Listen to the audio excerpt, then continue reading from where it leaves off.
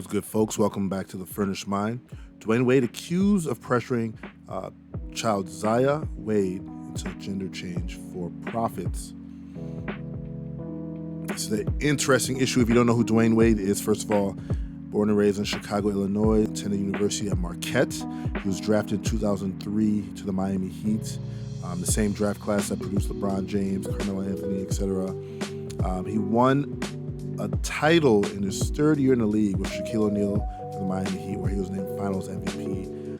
Overall, D. Wade, 13-time All-Star, 8-time All-NBA, scoring champ. But most recently, he was named to the NBA 75th anniversary team, meaning he was one of the 75 greatest basketball players of all time. So on the court, we give him his kudos. But this situation is a little alarming. To me, it's an issue on what does it mean to be a father. Are these roles still necessary in the modern age? As a father, we know fathers provide for their families and they protect. They provide leadership for the wife and kids. They're the spiritual leaders as well. And as I read into this story, it's very alarming because it seems that the protector role is not being played by D. Wade, but instead it's being played by his ex-wife, Siobhan Funches.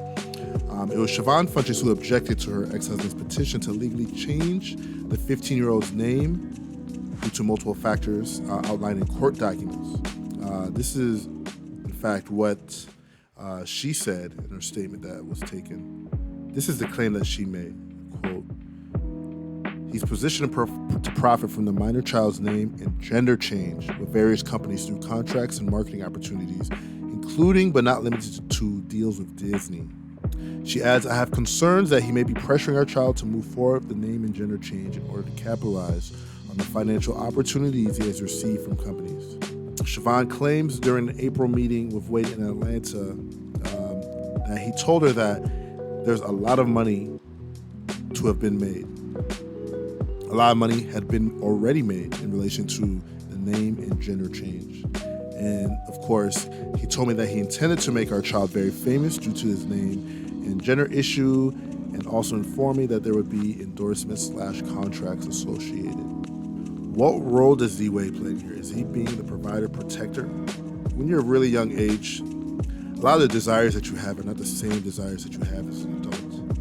When you're 15, a lot of the things that you desired for, you look at as an adult and you're like, that was crazy. Why in the world would I want that? Here we have his 15-year-old child, Zaya Wade, wants to change genders legally and legally change names as well. His mother is playing the role of the protector right now. Why? Because she is saying, at least let him wait till he's of age before we make these life-altering decisions.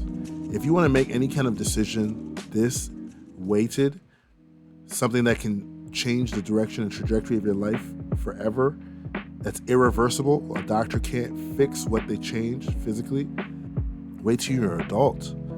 You're still 15, you still have time to go. That way you guys can weigh the decisions with time. D. Wade is failing this issue, not in terms of provisions. The guy is very rich, but in terms of protection. Sometimes you have to protect your child from themselves. Sometimes children think they're a superhero, they think they can fly. It doesn't mean you have to allow them to jump off the side of the house. I think this is a very tough issue for me, for somebody who looked up to D. Wade for so long. We can't allow our children to mutilate themselves. We can't allow them to take such drastic measures while they're underage. Legally, as adults, you are the author of your own life. You can do whatever it is that you want to do. But as a child, why would you encourage this? So with all the publicity that Siobhan Funches' statements made, she ended up trending. D. Wade was trending all over social media, and he actually just responded by exposing his wife's, in quote, damaging lies. D. Wade stated in an Instagram statement that he's not surprised by her attempt to fight Zaya's identity and drag his name through the mud. He said, "I'm very disappointed that she continuously finds way to of centering herself in her needs without regard to her children.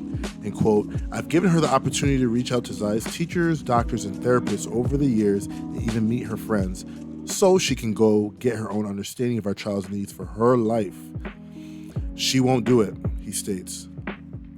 He classifies her as an absent parent who claims to be a good Christian mother but has not attended a single recital, graduation, school dance, play date, practice, parent-teacher conference, etc. In his Instagram post, he stated, since this must be a new way of parenting, I guess I have to address these allegations here, which is a damn shame. While I'm on a life-changing trip in our motherland, Africa, I've received a social media post about me forcing our 15-year-old child to be someone she's not and to do something against her will. These are serious and harmful allegations that have hurt our children.